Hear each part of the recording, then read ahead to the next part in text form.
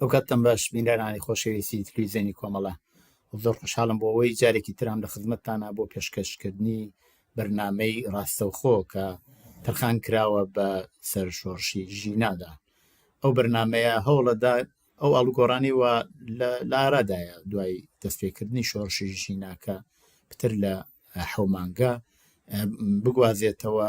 لێکی بداتەوە و ئێوەیش لێ ئاگدار بن و هەروەها لەو ڕێگەوە ئێوە بتوانن لە بەرنمەکەدا بەشداری بکەن. هەر بم بۆنەوە ئێمە لەژێر شاشەی تەلەڤیزیۆنەکەتان ئەیبینن بە ژمارە تەلێفۆنی واتساپ 0046 70 261 67 64 ئەتوان پەیوەندیمان پێوە بگرن و پایامەکانتان بنێر. بەرنامەی ئەو ڕۆمان تەرخان کردووە بە ئاوردانەوەیەک لە نەورۆز و سیانزە بەدەری ئەو ساڵ. ئەو ساڵ جیاوازی چی بوو لەگەڵ ساڵانی ڕابردوو؟ بۆ بەشێک لە ئەو بنەماڵانەی کە لە شۆڕشی ژینا ئازیزانیان لە دەستا نەورۆز نوێ جەژن بوو، ئەو مەراسمانیان چۆن بەڕێوە برد لەسەر دڵکۆی ئازیزانیان. بۆ ئەم بابەتە داوەتم کردووە لە دوودان لە هاوڕێی خۆشەویستم کە هەم هاوکاری منن و هەم ئەوەیش لە جەریانی هەموو ئەم شتانە بەشدارن. پێم خۆش بوو پێکەوە لەگەڵ ئەوانە ئاوڕێک بدەینەوە لەم باسە و پێشکەش بێەوەی ئازیزی بکەین. کاکۆی ئەنوەری ئەندامی کومیتەی ناوەندی کۆمەڵە و هەروەها هاوڕێی خۆشەویستم هاوڕێی خۆشەویستم کانی کەریمپور. بەخێر بن هاوڕێن.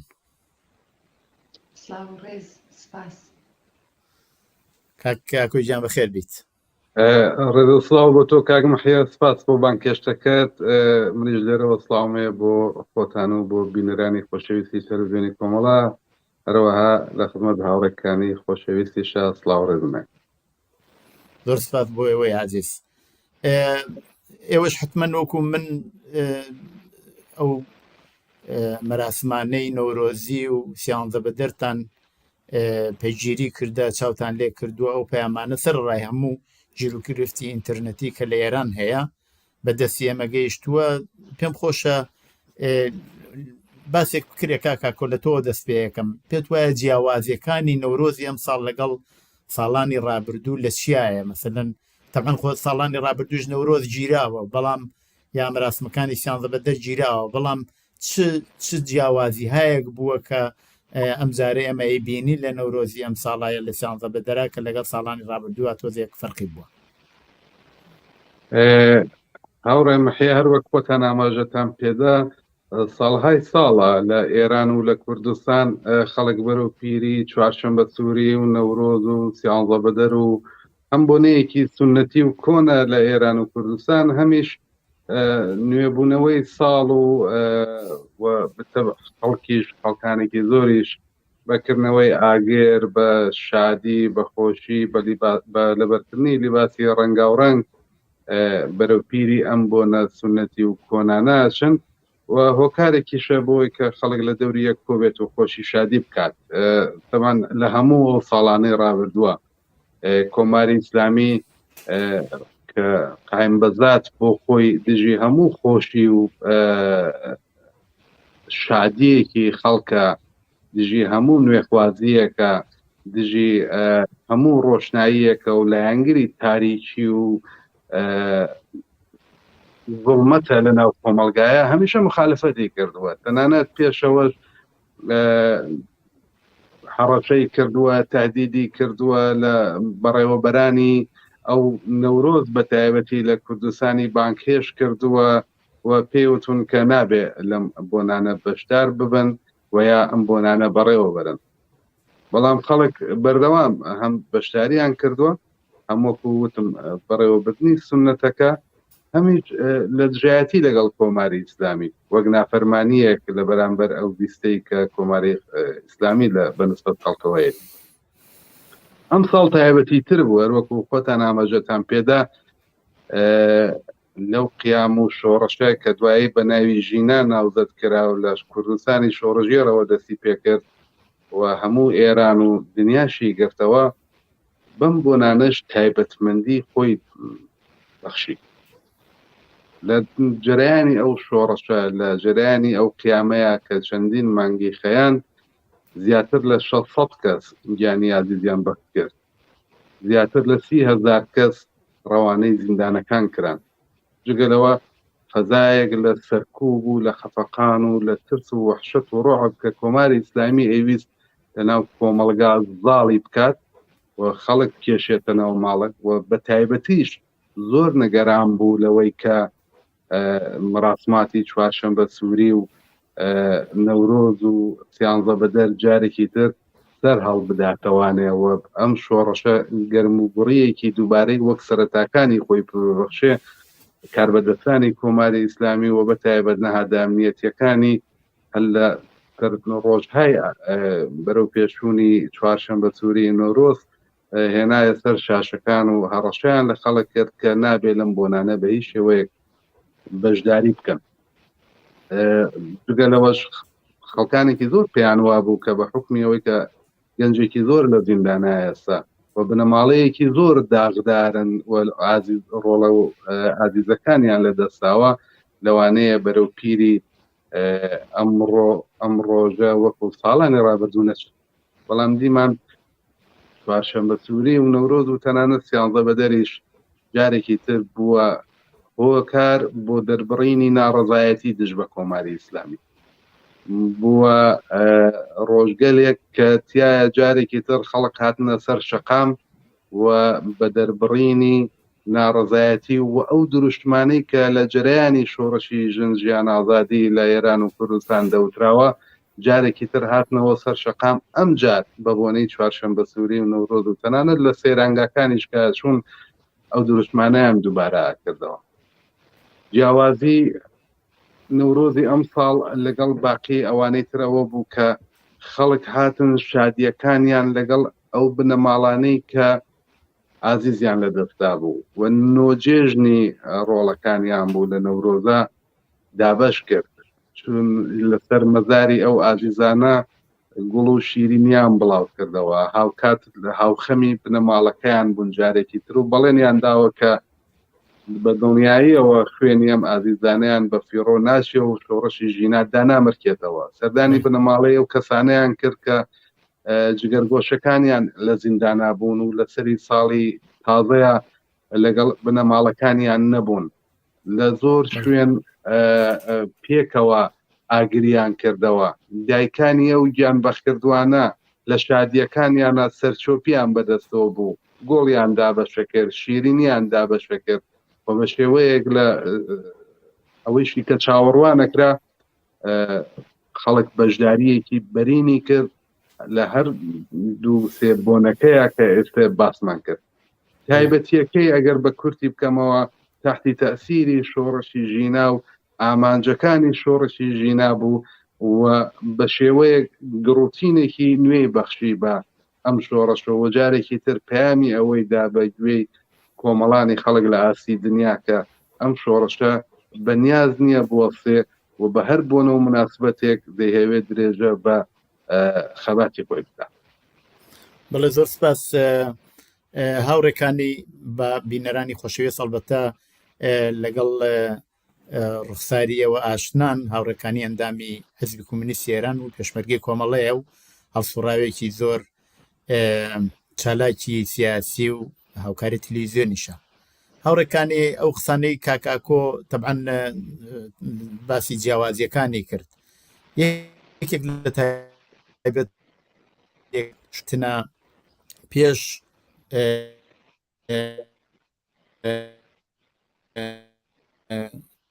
کچان و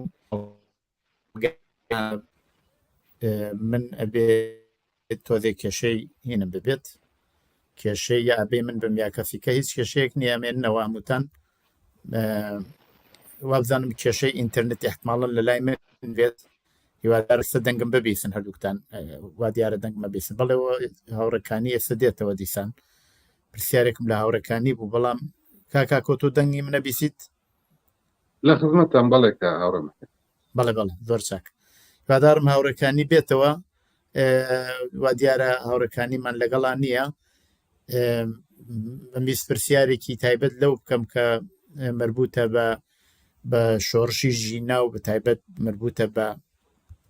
بە بزوتنەوەی ژنان و ژنانی شۆڕژێر کە لە ماوەی ئەو 44 ساڵەی تەمەنی کۆماری ئیسلامی زیاترین زڵمیان لێکراوە. دەکەم ئەوە هاوڕەکانیش هاتەوە بە کرێ لەگەڵی پەیوەندی بگرین. هاوڕەکانی وا دیارە کێشەی ئینتەرنێت تۆزێک لە لای من بوو، بەڵام لە لای تۆش بوو. ئەمیستە و پرسیارت لێ بکەم کە تایبەتمەندی شۆڕشی ژینا ئەوە بوو کە بەشێکی زۆر لە ژنانی خەباتکار کە 44 ساڵ زیاترین ئازاریان لە حکوومەتی کۆماری ئیسلامی دیوە، لە حاکمیەتەکەی دیوە، ئەوان هاتنە مەیدان و بەشێکی زۆر لە چالاکوانانی ئەو ژنانە بەداخەوە لە جەریانی ئەم شۆڕشەدا گیانیان بەخت کرد، یا بەعزێک لە ئەندامی دەشیان لە دەستدا، چاویان لە دەستدا، زۆر بێحورمەتیان پێکردن و ئێستش خەریکن بە شێوەیەکی زۆر زۆر خراپ لە مەدرسەکانە بە مەسمومکردنی منداڵان و خوێندکاران خەریکن پەرەی پێدەن. پێم خۆشە لەم بابەتەوە ئێوە زیاتر قسە بکەن کە تایبەتمەندی ژنان لەم شۆڕشەداوە، بەتایبەت ئەگەر باس لە نەورۆز و چوارشەمە سووری و سیانزە بە دەربکەین، چ تایبەتمەندیەکی تایە کە جیاوازە لەگەڵ ئەوانەی ڕابردوو؟ کامە بێگیان سلااو بۆ خۆت و بۆ کاکۆی عزیز و هەروە ئەو عزیزانەیە کە تەماشای بەنامەکەکەن. زۆر سپاس بۆەوەی کە منتان داوەت کردووەم بەنامە، زۆر خۆشحاڵم کە بەشداری یەکەم. ڕاستیەکەیکی ئێمە بارها و بارها بیستمانەکە وتیانە هیچ شتێک ناگەڕێتەوە بەر لەوەی کە ژینایان کوشتوە. دەقیقەن وابوو. ئێمە لە تقریبان 7 مانگی ڕابردووە بینیمانەکە لە هەموو شتێکان، نەتەنیا لە نۆرۆزە بینیمانەکە هیچ شتێک وەکو بەر لەوەی کە ژینا گیانی لە دەست بە نەماوە. قەتعەن نۆروز و جەشنەکانی نۆروزیچ شامڵی ئەو شەرایطە بێوە دیمان کە لەو جەشنانی نۆروز چەندێ متفاوت بوو لەگەڵ ساڵانی پێشوو، و ئەوەی چکە زۆر متفاوت بوو ئەو هەمبەستەگیە بوو کە لە ناو بنەماڵەی گیانبەخت کردووانە بوو. هاوڕاکۆی شارێ بە شتایەکی زۆر باشی کرد بە ئەوەی کە ئەو هەمبەستەگیە زۆرێک پێیان خۆش بووە، بەڵام کە پێیان وا بوو کە ئەم شۆڕشە ئەتر وردە خەریکە ساکتە بێ، خەریکە بێدەنگە بێ، و ناومیدیەک دروست بوو کە ئەوەی کە خیابان چۆڵە ئەمانە. بەڵام لمە لە نۆرۆزا دیمان کە نەتەنیا ئەم شۆڕشە بێدەنگ نەبووەوە، قەستێکی نییە بێدەنگ بێ، بەڵکو خەریکە تاکتیکەکانیە بۆڕێ، خەریکە بە تاکتیک و شێوازهایەکی جۆراوجۆر اتفاقان ئەم شۆڕشە ئیدامە هەیە. ئەوە کە لەم نۆرۆزەدا ئێمە دیمان کە کەسانی کە ئەچوان بۆ مسافرەت، ساڵانی پێش ئەچوان بۆ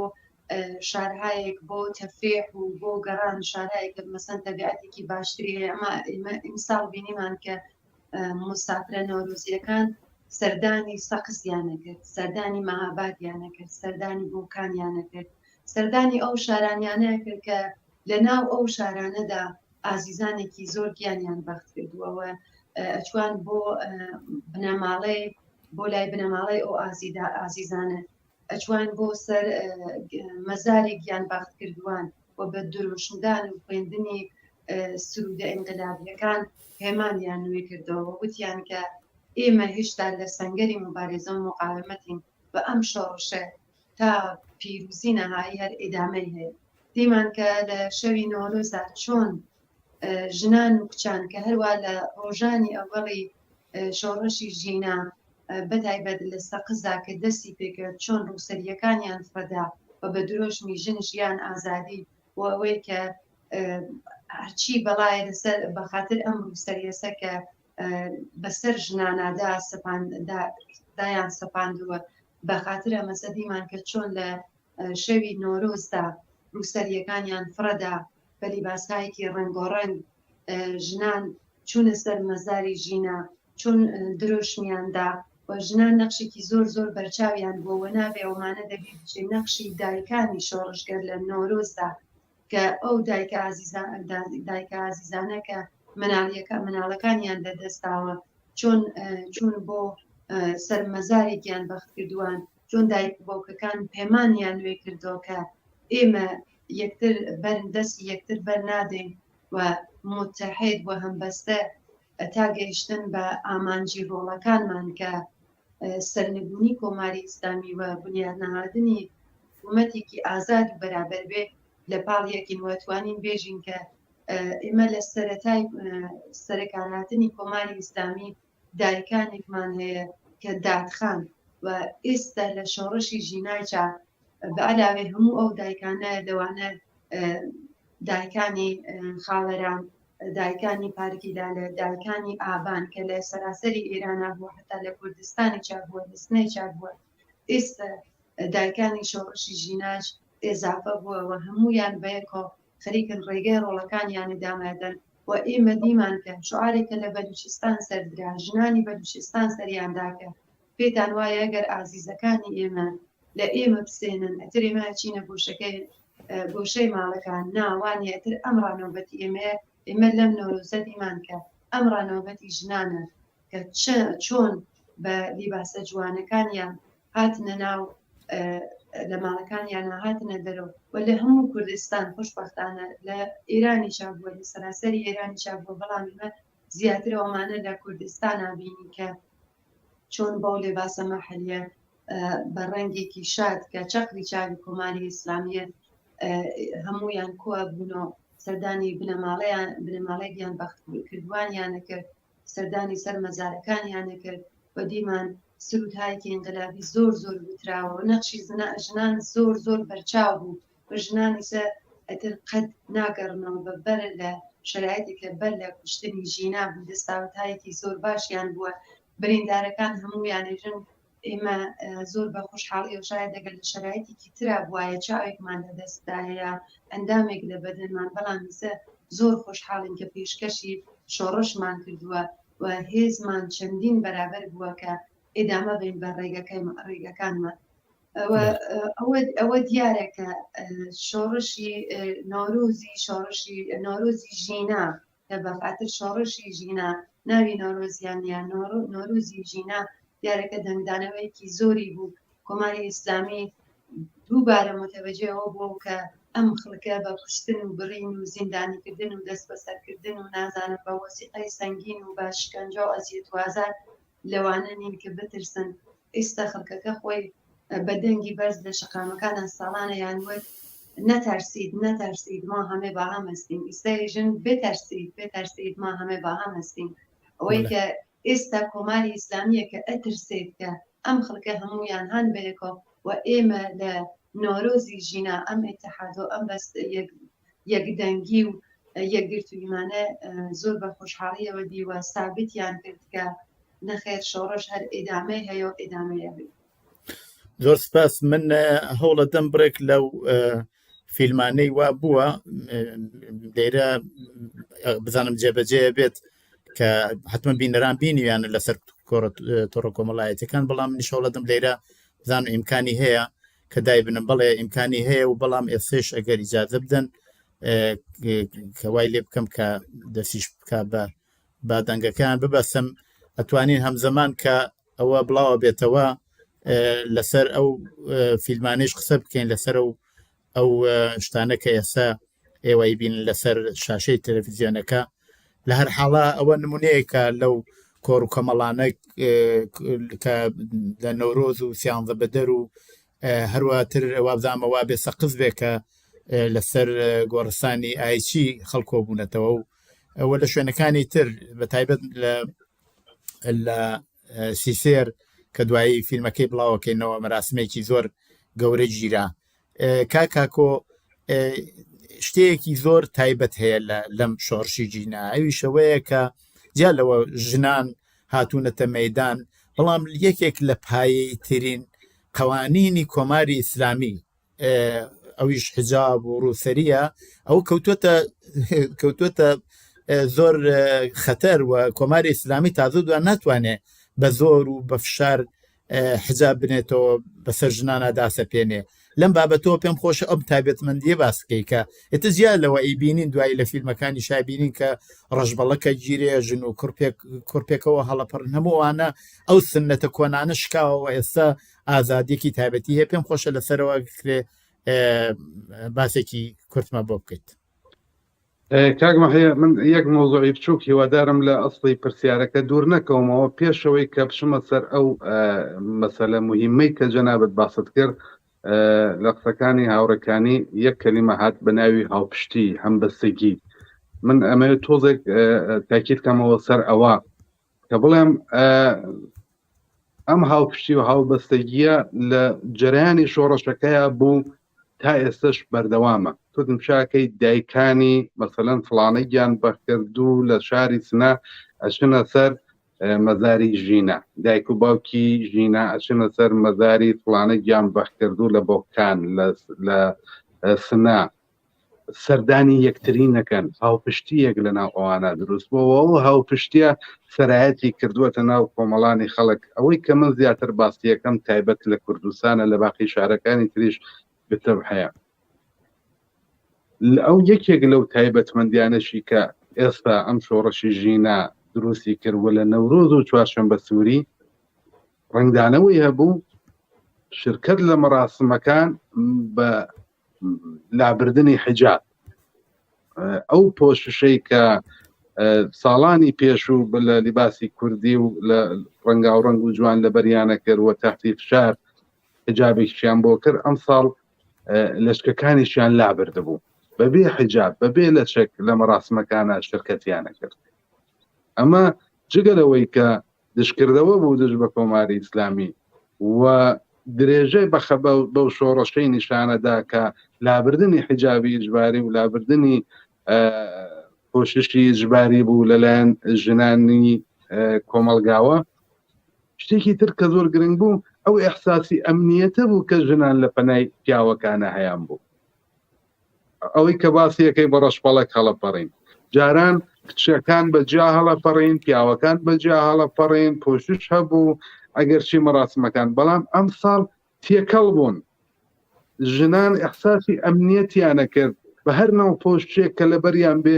لە کەنار پیاوەکانە. و ئەمە شرایەتێک بوو کە شۆڕشی ژینا خوڵقاندی، دەرسێک بوو، ئەزمونێک بوو بۆ پیاوانیش و بوێریەک و شجاعەتێکی مزاعەفی بەخشی بە ژنانیش. و ژنان ئەم ساڵ جیاواز لە وەکو ساڵەکانی پێشوو بەگەرم و گوڕتر بەشداریانە کرد. ئەگەر بمێنێ یەکێک لە تایبەتمەندیەکانی تری ئەم ساڵ زەخکەمەوە حزوری ژنان بوو بە لیباسی ئاڵ و واڵا و ڕەنگاوڕەنگ بەبێ پوششی ئیجباری بەبێ حجاب لە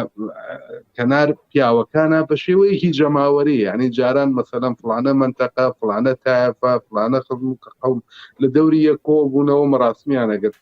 ئەم ساڵ لەسەر شەقامەکان لە دەوری مەیانەکان لە چەند ئاوایی پێکەوە بە ئەحساسی ئەمنیەتێکی دوو ئەوەندە کە شۆڕشی ژینا و قیامی ژینا بە خەڵکیدا بوو پێکەوە لە مەراسمەکانە بەشداریانە کرد، سەرچۆپیانە کێشا و هەڵەپەڕین.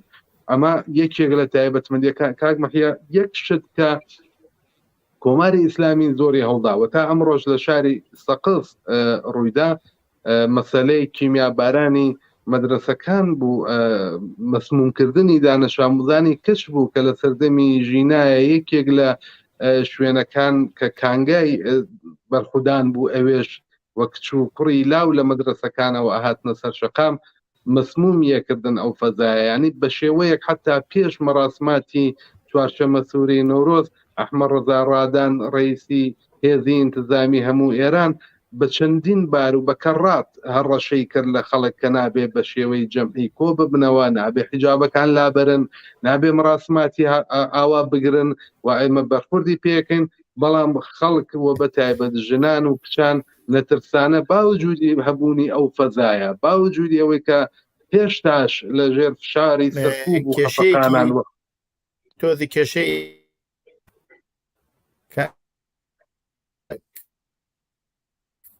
کاک ئاکۆ بەڵێ گەم لە تەواوەتی نایێت دەنگی تۆ بۆ لای من نایە بە تەواوەتی تەبەن شایدیش هۆکارەکەی ئەو وێهی نەبێ کە ئەو فیلمانە بێ کە من هاوکات دامنا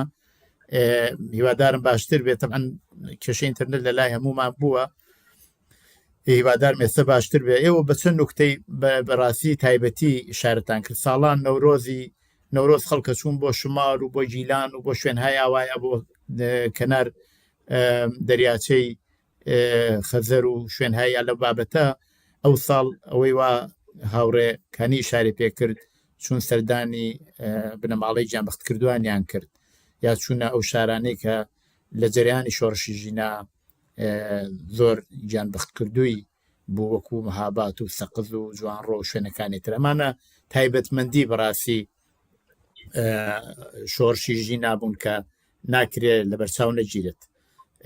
بەڕاستی ئەو نوکتانە زۆر دروستە کە ئیشارە پێکراوە بەڵام کاکۆ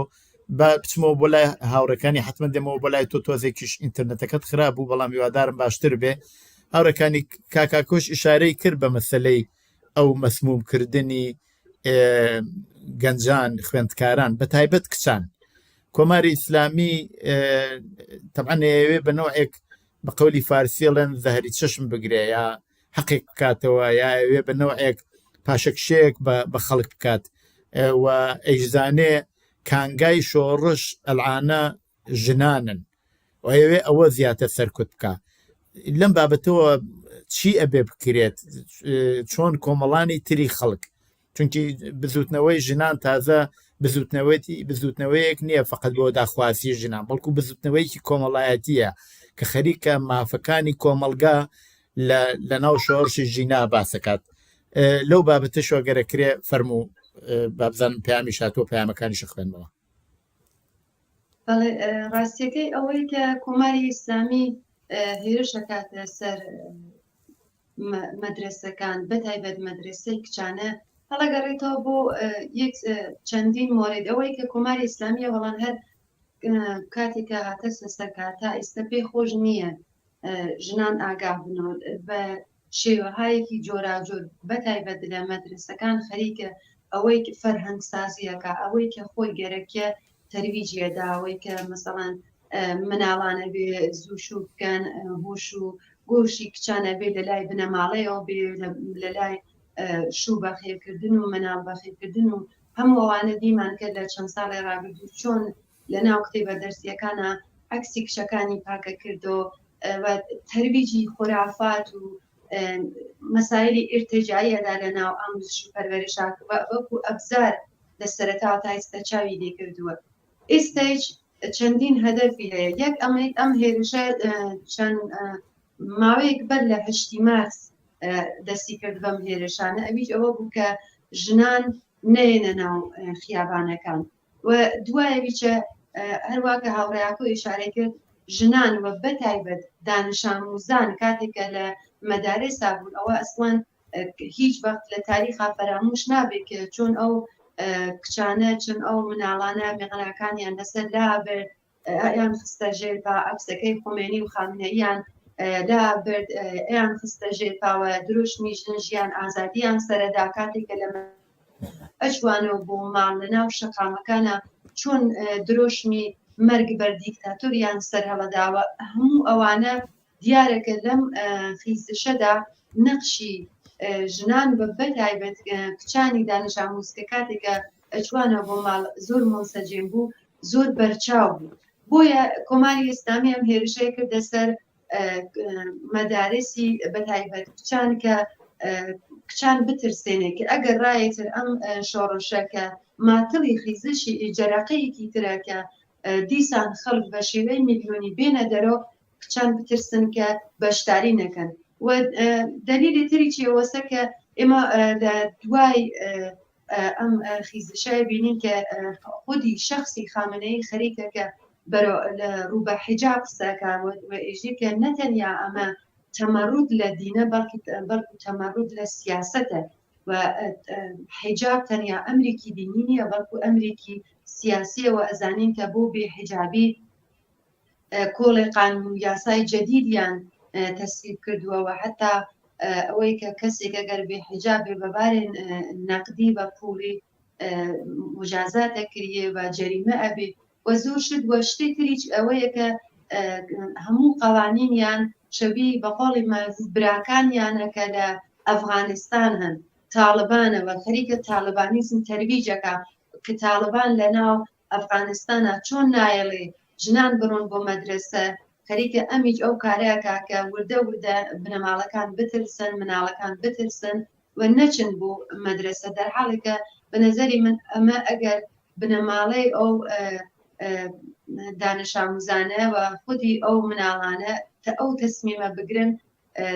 ئەوەیە کە خودی کۆماری ئیسلامی گەرەکێ بۆیە ئەبێ خەڵک کەسێکە حتا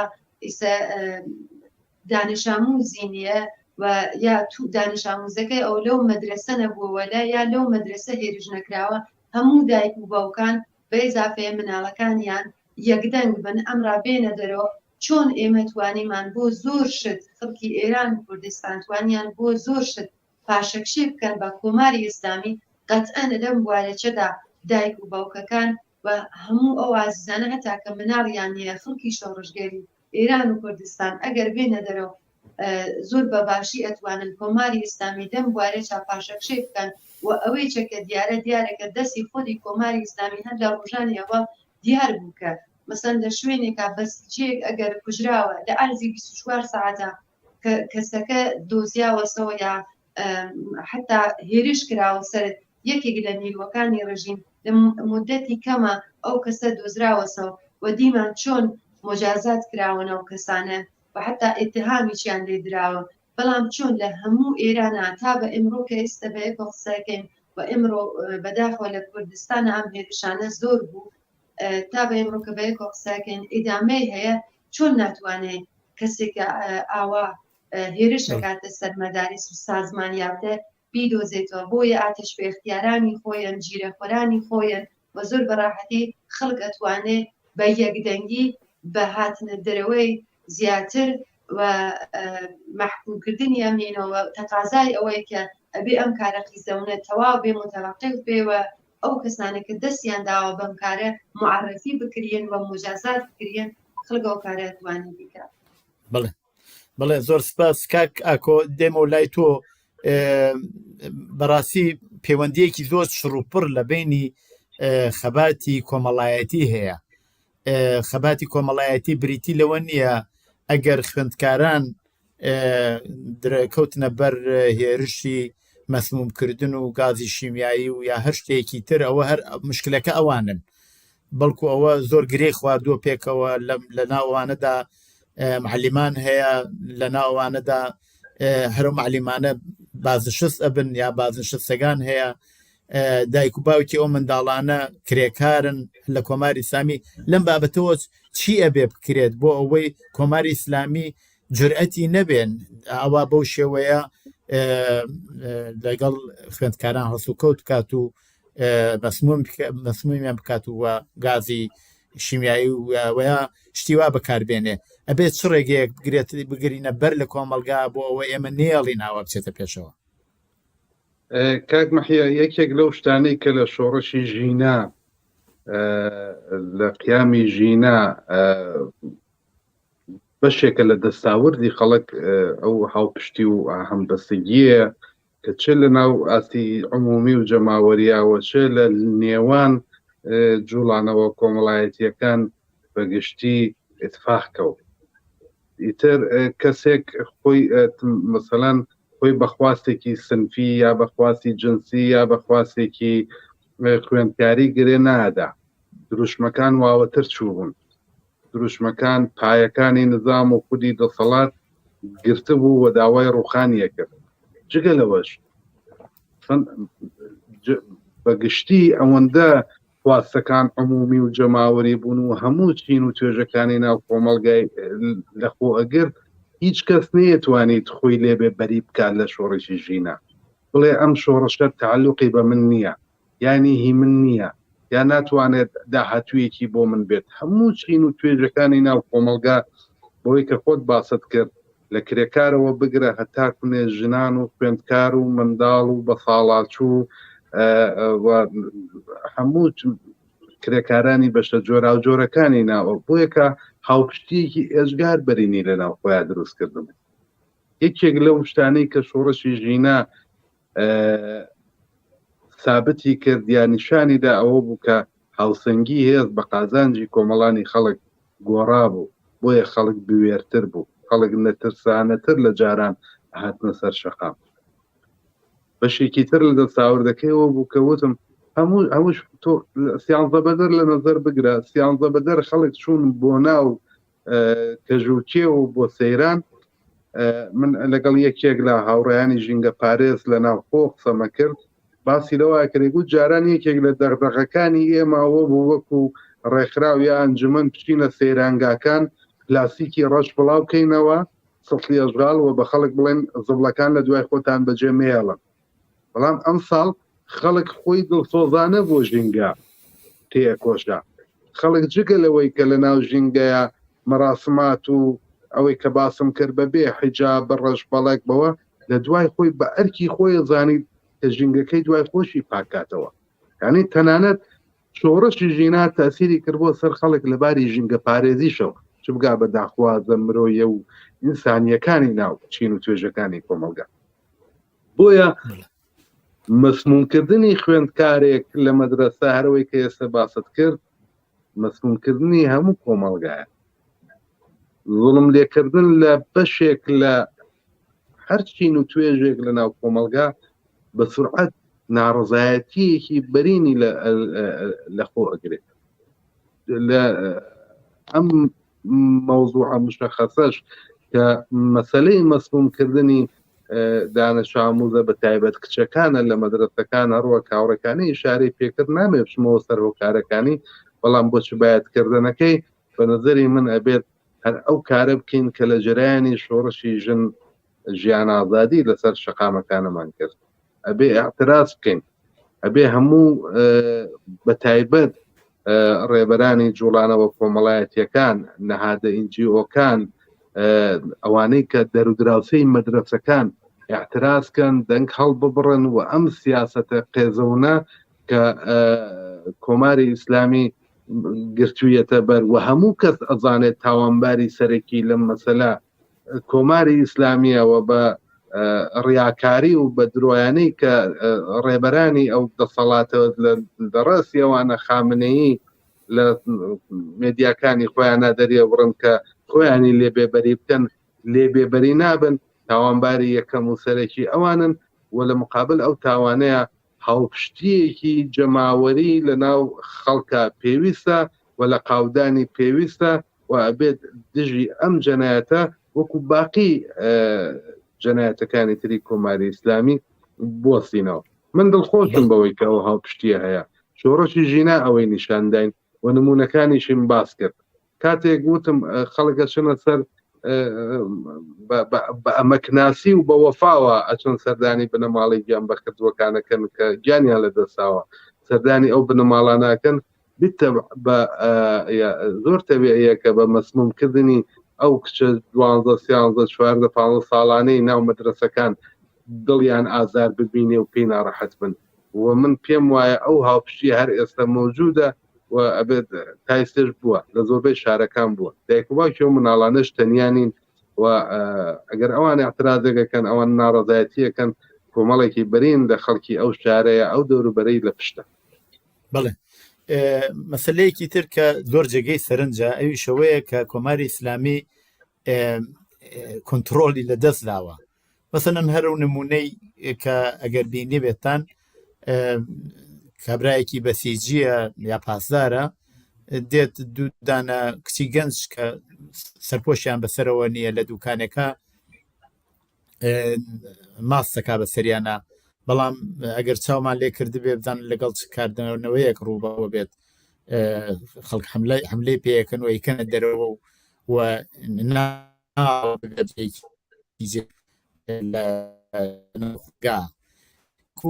ئێستا کە مانگی ڕەمەزانە و زۆر کەس بە قەولی فارسی وتنی ڕوزەخاریەکە یا مەسهەب ئەرکی تاکە کەسیە کەسەیە بۆ خۆی چێت بە ڕۆژووە بێت کەسەیە بە ڕۆژوو نابێت ئەوە ئەرکی تاکە کەسە ئەوەیە دەوڵەت بەڕاستی کۆنتترۆلی بەسەرەوانەشان نەماوە یعنی شۆڕشی دەستکەوتی شۆڕشی ژینا چەند شتی پایەیە ئەو شتە پایەیانە ئەو قانونە پاییانەی کە کۆماری ئیسلامی بەوە ناسراوە وەکو سەرپۆش وەکو حجاب و نازانم لیباسی سەرهەم و ئەوانە و یاکو مەسەلەن بە ڕۆژوو بوون شتیوانە هەموو خەریک هاتوونەتە ژێر پرسیار لەم بابەتەوە لە داهاتووە چیەکە کۆمارە ئیسلامی ئەتوانێت چی بکە گەر ئاوا بچێتە پێشەوە چەند ئەتوانێت بە مەسمومکردن یا بە فشاری زۆر یا بە زندانیکردن و شتی وا بەردەوام بێ لەم بابەتەوە هاوڕێکان یەگەر زەحمەت دەبێن ئێوە فەرمونون ئەگەر ئیجازە بن من بە سوالەکەی پێشووتان ئەوە ئێزافەکەم کە ئێمە لە 1-2 ساڵی ڕابردووە شاهیدەوە بوون کە معلمان بەڕاستی نەخشێکی زۆر بەرچاویان بووە لە ئێعترازات و اعتسابات و ئێعترازاتێکی سازمان یافتە بەتایبەت پارێکە کە دیمان چۆن لەناو ئەم ئێعترازاتە بە کۆماری ئیسلامی چۆن هاودەنگ بوون معلمان سەراسەری ئێران کاتێکە دەستیانەدا بە ئێعتساب سەراسەری ئێران مەدرسەکانە هاتنە پشتی معلمان ویا ئەگەر ئێعترازیانە کرد لەبەر ئامۆزش و پەروەریش ئێمە دیمان کە هەر ئەو مناڵانە کە ئێستا مەسمومە بن چۆن پشتی معلمانێک معلمەکانیان گرت و چۆن ئەچوانە بەردەمی ئامۆزش و پەروەریش یا لە پاڵی معلمەکان یانە ئەوێسیان ویا ناچوان بۆ مەدارس بە نەزەری من ئێستا کاتێ وەسە کە ئەو معلمانە ئێمە خۆمانەزانین کە معلم وەکو مناڵ چاو لە دانش ئامۆزەکانی خۆیەکە ئێستا کاتێ وەسە کە معلمان جارێکی تر یەکدەنگ لە هەموو ئێرانە دەست بن بە ئێعتساب چون ئەگەر یەک شار و دوو شار بێ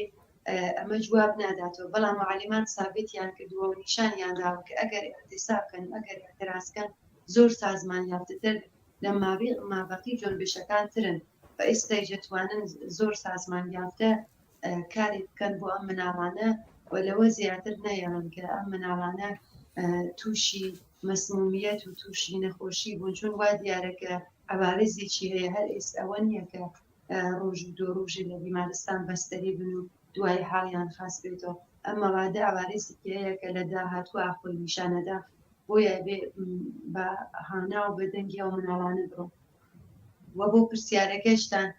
دیارەکە کۆماری ئیسلامی نە مەحبوبیەتی خۆی لە سەتحی دنیا لە سەتحی منتەقەوە لە ناوخۆی وڵاتیشان لەدەستاوە بە بواری سیاسی بە بواری ئابووری بە بواری کۆمەڵایەتیە ئەتوانم بێژم شیرازەی حکمڕانی خۆی لەدەستاوە ڕۆژ بە ڕۆژێ مەشاهدی گرانیەکی زیاترین تەبەڕۆمێکی زیاتر و ڕۆژ بە ڕۆژ سفرەی خەڵک چکۆلەتر و چکۆلەتر ئەبێتەوە هیچ کارێک ناتوانێت بکات جۆزەوەی کە سەرکوبەکە زیاتر بکات جۆزەوەی کە ئێمە بینیمان هاوڕێکۆی شارەی کرد زیاتر لە 30,000 نەفەر دەست بەسەر کراون کە ئەمە ئامارەکە خۆمانەزانین کە هیچ کات دروست نییەوە قەتعاً لەوە زۆر زیاترە ئێمە ئەزانین کە خشونەتەکان چەنێ بربڵاو و چەنێ زۆرن لە هەموو ئێران بەتایبەت لە کوردستان و بەتایبەت لە بەلوچستان کە ئەو خەڵکی بەلوچستان شناسنامەیان نیەوە ناتوانن شتەکان سەبتکەن و حتا ناتوانن بعضی وەخت ئەلەنیکەنەوە ڕێسانەییکەنەوە بۆیە خشونەتەکان زۆرە و هەموو کەسی جەزانی کە هیچ دیکتاتۆرێک ناتوانێت بە سەرکوت و سەرکوب دەوام بێنێ بە حکمڕانی ئەویش کە ئێستا کۆماری ئیسلامی دوای 4 ساڵ مبارزەی خەڵکی شۆڕشگەروە ژنان توانیە تا بە ئێمە بێت هەر بە زۆری سەرکوبەکە بووەوە قەتعاً سەرکوب ڕۆژێک کارایی خۆی لەدەستەدا ئەوە خەڵک متەوەجێ بوو نەروەکە ڕاکەوتی تەوازن قەوا بە نەفعی خەڵک گۆڕاوە زۆر باشیش گۆڕاوە و هەموو خەڵکی ئێران ئەوە دەزانن و خەڵکەتر لە شایی و پایکوبی و لە ڕەفسی نۆرۆز نیشانیاندا کە ئەوان عقب نشینی ناکەن و بە گرتنی خوێنی مناڵەکانی ئەوان ئەوان بێدەنگ نابن بەڵ دەنگیان بەرزترە بێتەوە و ئێمە بە نەزەری من لە وەکو خۆڵەمێشێکە لە ژێر وەکو ئاگرێکە لە ژێر خۆڵەمێشە بۆ باەکی چکۆلای گەڕن کە خەڵک دووبارەش ئەم خیزشە شعلەبەر بێ و جەرەقەیە گەڕن کە خەڵک بێنە ناو شقامەکان و بە باوەڕی من خەڵک ئامادەگی ئەوەیە هەیە و لە داهاتوویەکی زۆر نزیکدا ئێمە دووبارە شاهێدیەوە بین کە خەڵک تێتە ناو شقامەکان و بە هیوای ئەو ڕۆژەی کە بتوانن و ئەتوانن قەتعا ناتوانن کە کۆماری ئیسلامی بڕوخێنن. زۆر سپاس هاوڕێکانی کاکاکۆ هەروەها هاوڕێکانی کاتێکی زۆرم نەماوە هێوادارم بە کورتی هەردووکتان جوابی ئەم پرسیارە یا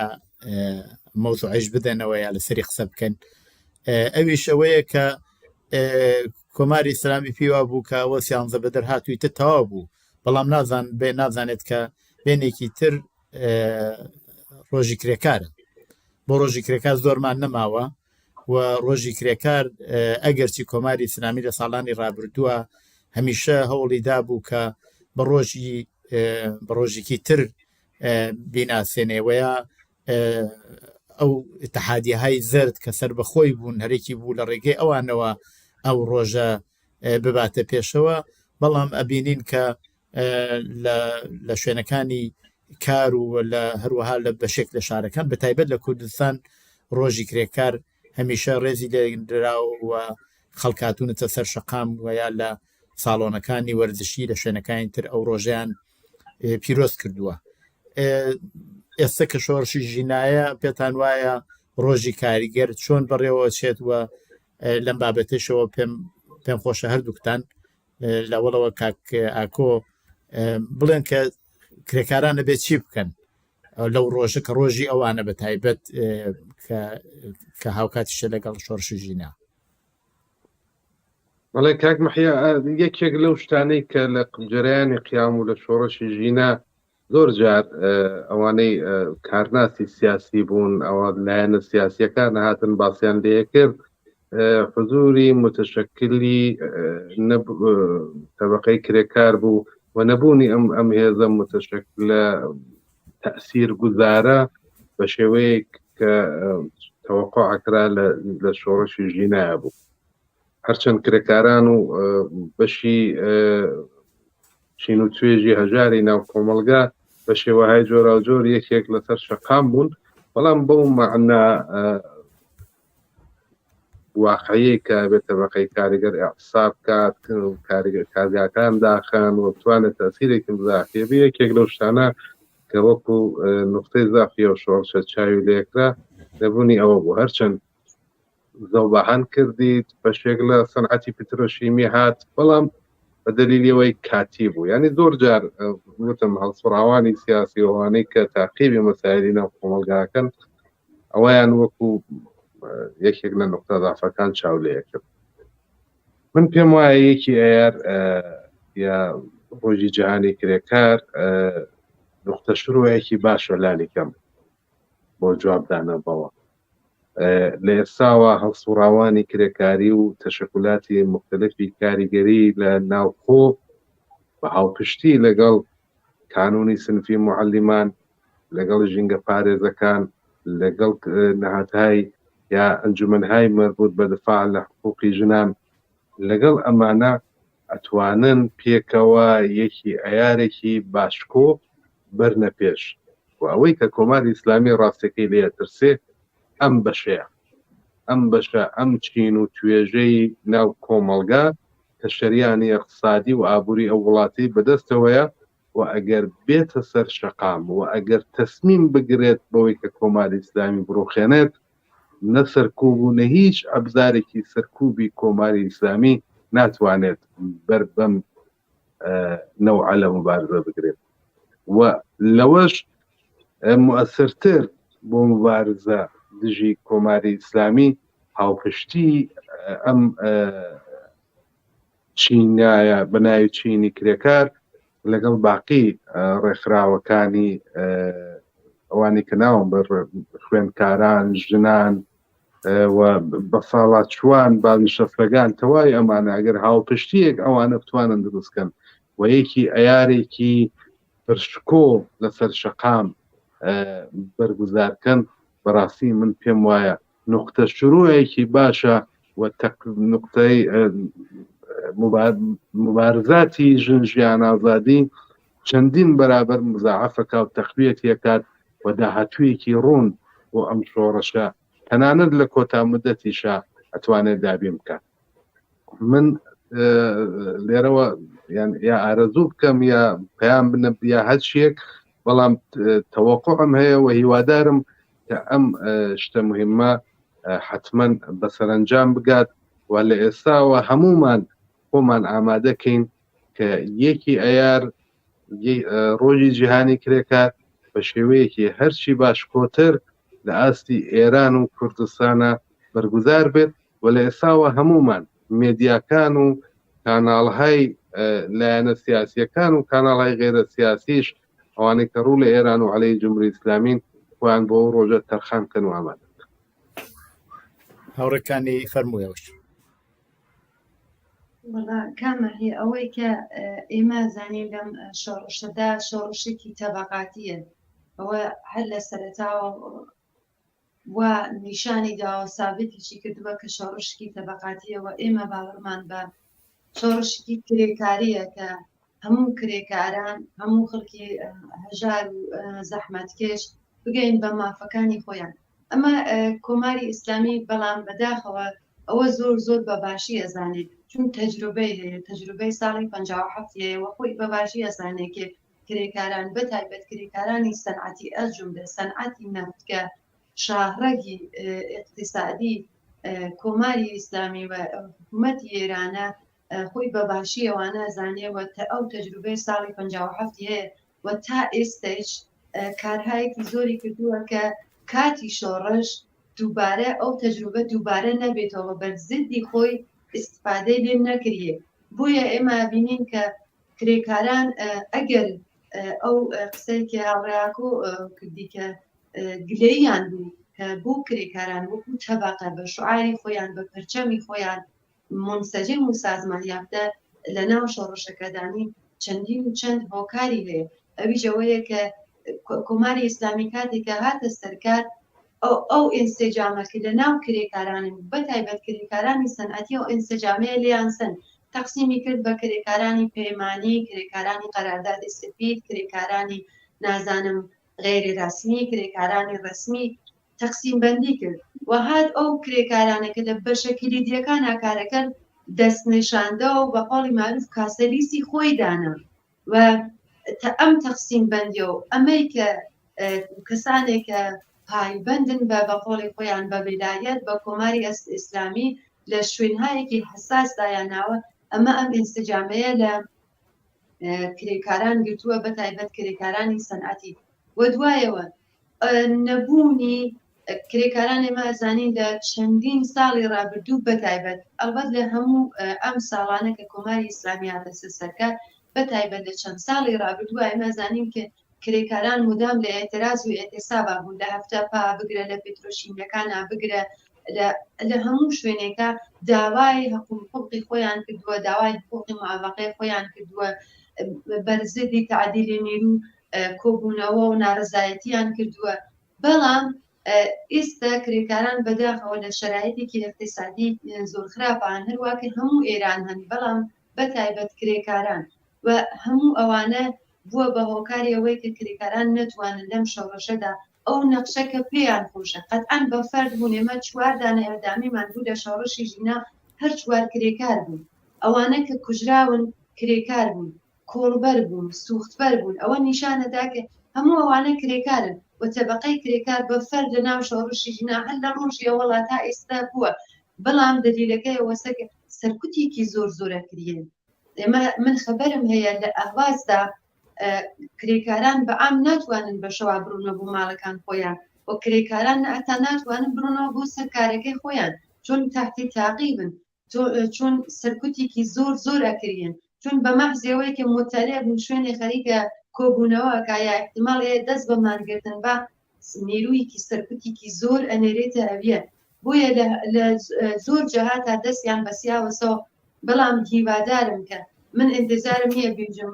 ئەم یەکیمەیە نسبەت بە یەکیمەی ساڵانی پێشوو زۆرە بێ جیاواز بێت قەتعەن جیاوازی خۆی هەیە قەتعەن هەروواکە شۆڕشی ژینە لە هەفتمانگی ڕابردووە تەئسیری داناوە بە من هەموو هەڵسوکۆتی ناو کۆمەلگا قەتعەن تەئسیراتی مثبەتی هەیە بە من مەراسماتی یەکیمەی بەڵام هیوادارم کە ڕێگەیەک پیاکەن و مەجاریان بێکە هەروواکە ئاکاکوتی ئەم یەکیمەیە نقطە عەتفێک بێت لە شۆڕشی ژینە وە کرێکارانیش بتوانن دڵیان لە گروی ئازادیا بووە دڵیان لە گروی بەرابەریا بووە دڵیان لە پاڵی ئەو خەڵکە بووە و قەتعەن خۆیان ئەم کەم و کۆڕیە زۆر باش تەشخیصیان داوە تەشخیصی ئەدەن بەڵام هیوادارم ئەو مەجالە بەرەخسێ بۆیان کە بتوانن لە یەکیمەیەکی تاریخی دروستکەن لە ناو 4 ساڵی ڕابردووە یەکیمەیەکی تاریخی بێت و کرێکاران ئەوەی کە پێیان خۆشە لە یەکیمەی ئێبرازیکەن و بتوانن مەراسمەکانیان زۆر باشتر و بەرگزار بکەن و بە خەڵکیش بێژن کە خەڵک ئەگەر ئێمە وەکو کرێکار وەکو تەبەقەیەک سازمان یافتە بە متەشەکل لە شۆڕشی ژینانە بوون ئێستاتر ئێمە هاتین بەدەمێەوە بزانن کە ئێمە هەمومان یەکگرتوین تا سەرکەوتن. زۆر باشە زۆر سپاس هاوڕێکانی بینەرێکی ئازیز ئەوێت چەند دقەیە قسە بکە هەرچەند کاتمان زۆر نەماوە بەداخەوە ئەگەر بکرێت زۆر سەریع چونکی بەڕاستی کاتی بەرنامەکەمان زۆر نییە هاوڕێ هاوکار مەگەر دەتوانێت دەنگی وەسڵ کات یا لە تەلەفۆنەکەی منەوە وەسڵی بکات بۆ من زەنگ لێبدا من لێرە بڵاوێکەمەوە ئەگەرەکرێت بەو شێوە مەگەر جێبەجێکەین هاوڕێیانی تکنیکەکە کرێ ئەو هاوڕێەوە پێی خۆشە بێتە سەرخەت با دەنگی بڵاو بێتەوە یا نازانم چۆن جێبەجێەکەی لە هەر حاڵە چونکی کاتی بەرنامەکەی زۆر نییە کلیپێکی کورتدا بنە ئەگەرەکرێ و بتوانین سریع بینەوە ئەو بینەرە خۆشەویستێش بێنینە سەرخەت فەرموو کلیپێکی کورتدا بنە جا بنەوە حەلێکەنەوە.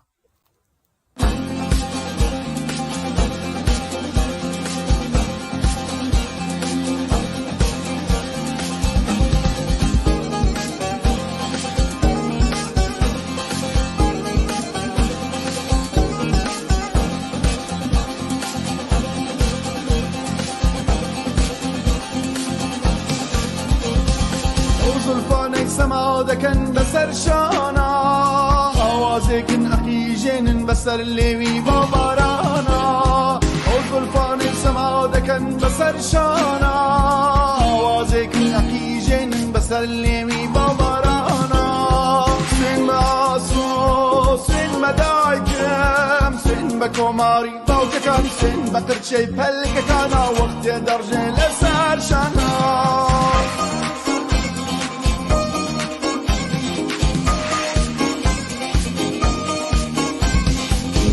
مەزروی کۆڵانەکان چاوەڕوانی شەقامەکان بۆ ژنجیان بۆ ئازادی بۆ دوا ڕۆژێک پڕ لە شادی بۆ ژنجیان بۆ ئازادی بۆ دوا ڕۆژێک پڕ لە شادی بۆ هیواکان ئاواتەکان بۆ زانیاری خەباتەکان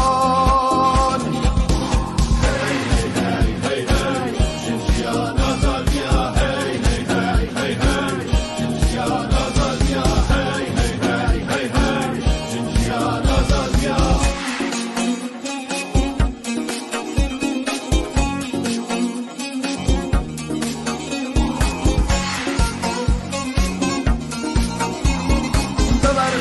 بەسەر هەڵدان ئازاری بە تێکۆشان بۆ ژنجیان گیان ئێمە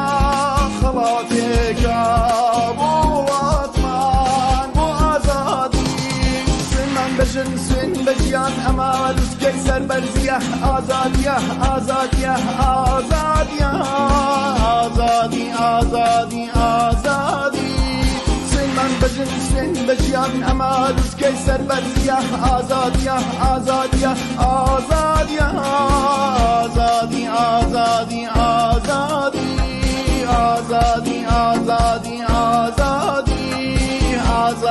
ئازادی ئازادی ئازادی ئازادی ئازادی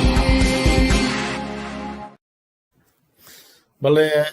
بینەری خۆشەویستمان لەسەر خەتە فەرموو چەند کاتمان زۆر نەماوە فەرموو لە خزمەتین. سلااو ڕێزمای بۆی خۆشەویست هاوڕێیانی تەلەڤیزیۆنی کۆمەڵە هەروەها دەستخۆشی و ماندوونەبوونی کۆنوەری و دانی کەرەمپور. من پێم خۆش بوو وەکو بینەرێکی تەلەڤیزیۆنی کۆمەڵە ئەمڕۆ دیارە هەمومان ئاگدارین کە لە شارەکانی کوردستان بەتایبەت شاری سەقز هێرشێکی زۆر ناڕەوا کە دیارە بۆ خەڵکی کوردستان دیارە و بۆ خەڵکی ئێران دیارە کاریکەیە ئەگینا چۆن کە کەسێک شعارێکی سیاسیەدا کەسێک فعالیەتی سیاسیەکە بە سەدان و بگرە هەزاران مخبری هەر ئەو دەست و پەیوەندی جمهوری ئیسلامیە ئاگایان لێ و شوێنیەگرن و ئەیگرن چۆنە لە جغرافیایەکی بەرین وەکو ئێران هاوکات لە چەند شاری گەورە هێرشی شیمیایی کرێتە سەر مەدرسەکان و دەوڵەتی جمهوری ئیسلامی دەوڵەتی تەروریست پەروەری جمهوری ئیسلامی ناتوانێت ئەو شتە کۆنتڕۆڵ بکات. دیارە خەڵک ئەوە بە جوانی بۆی ڕوون بووەوە کە ئەوە نوعێک انتخام سندنە لە شۆڕشی ژینا لە خەڵکی خەباتکاری کوردستان و ئێران. خۆشبەختانە ئەمڕۆ خەڵکی شاری سەقز لاپەڕەیەکی تریان بە ئەو مێژووە ئیزافە کرد و ڕێیان نیشاندەری ئەوە بوون کە خەڵک ئیتر ناتوانێت قبوڵی بکات لە ماڵ و دانیشتن تاکەی نیشانی بن بە جمهوری ئیسلامی کە ئەگەر تۆ حملەی شیمیاییەکەی بە مەدرسەکان کوڕان و کچانی خوێندکاری ئەمە ئاوە ئازیەتەکەیت پەلاماریانە دەی زۆر بێ بەزەیانایان دای کە بەرپەلاماری شیمیایی ئەوە ئێمەش لە خیابانی ئێمە توانین مقابڵەت لەگەڵ بکەین. من داوام لە خەڵکی خۆشەویستی کوردستان و ئێران ئەوەیە کاتێک کە مەدرسەیەکە کەوێتە بەر حملەی شیمیایی تکایە مەسن لەوێ سکوت مەکەن وەکو خەڵکی شاری سەقزیاندا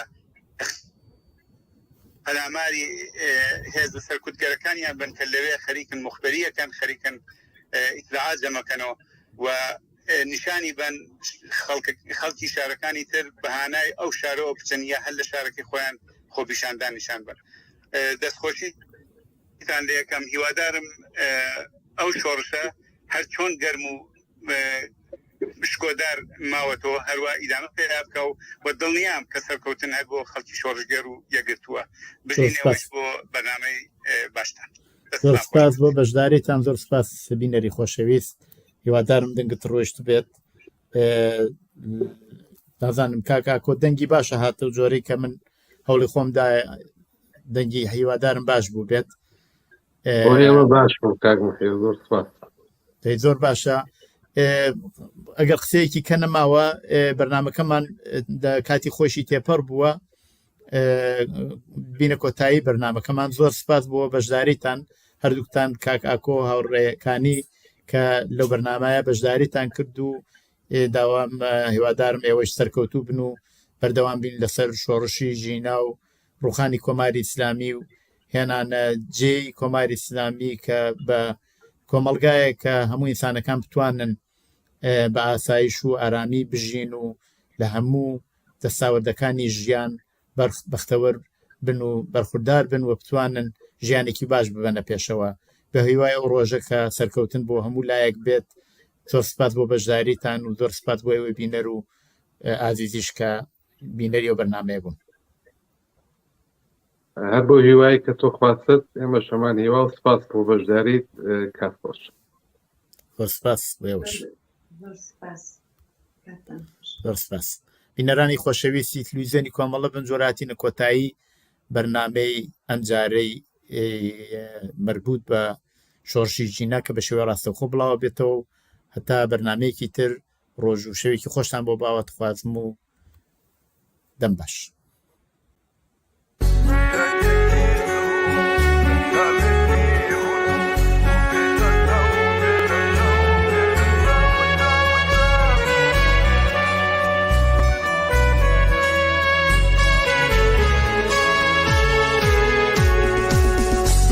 یەکی زوو هەتاوێکی ڕوون وبلا تشاو بلا تشاو بلا تشاو تشاو تشاو اسمان قشبو هاوليكي رشهات دجمن قبارو يا سويدا وبارتيجانو مرتامي فيا وبلا تشاو بلا تشاو بلا تشاو تشاو تشاو بارتيجانو مرتامي فيا che mi sento di morero.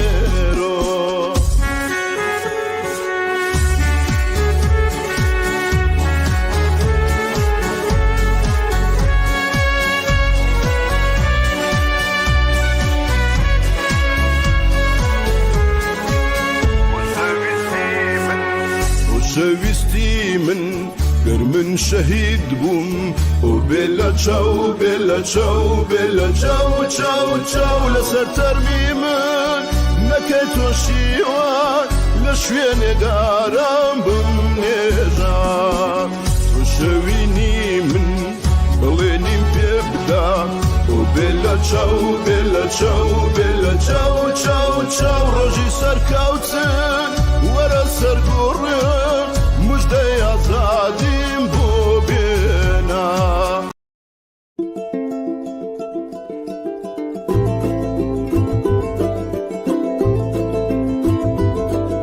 شهروانو كذا يعدايك بقربانو تنحيلي طولامه بدست خون مجانو شهروانو شهروانو شهروانو شهروانو كذا يعدايك بقربانو تنحيلي طولامه بدست خون مجانو شهروانو شهروانو شهروانو شهروانو شهروانو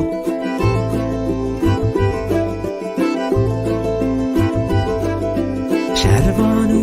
چلنگو از گوریده دل که یاری باراده تفنگل سر ملانو شهروانو شهروانو شهروانو شهروانو چلنگو از گوریده دل که یاری باراده تفنگل سر ملانو شهروانو شهروانو شهروانو